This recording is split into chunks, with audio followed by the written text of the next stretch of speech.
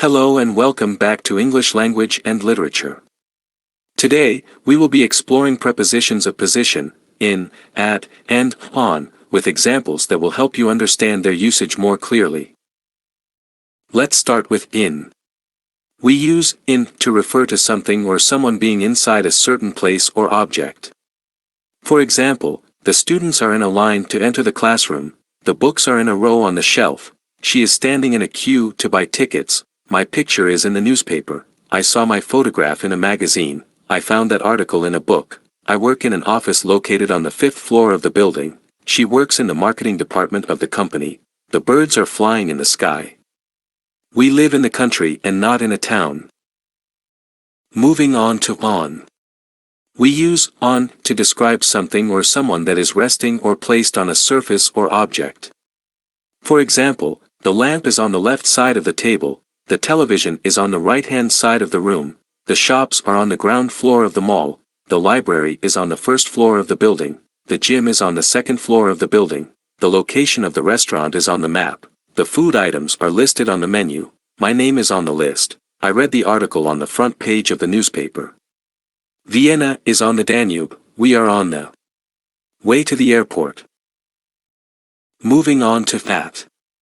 We use at to refer to a specific point or location.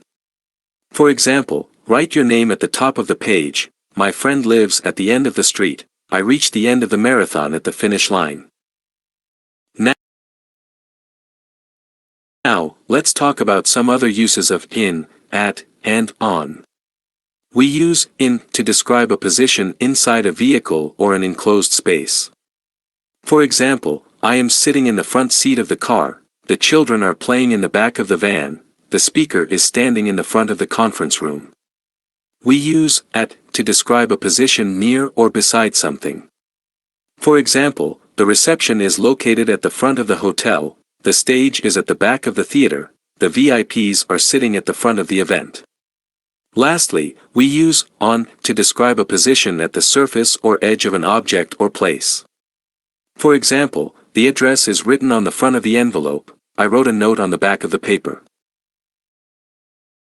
Finally, let's look at these example sentences. Refer to these images to understand the concept and then read the sentences. The store is on the corner of the street, the chair is in the corner of the room. We hope that these examples helped you understand the usage of in, at, and on when referring to position. Thank you for watching, and we'll see you in the next video.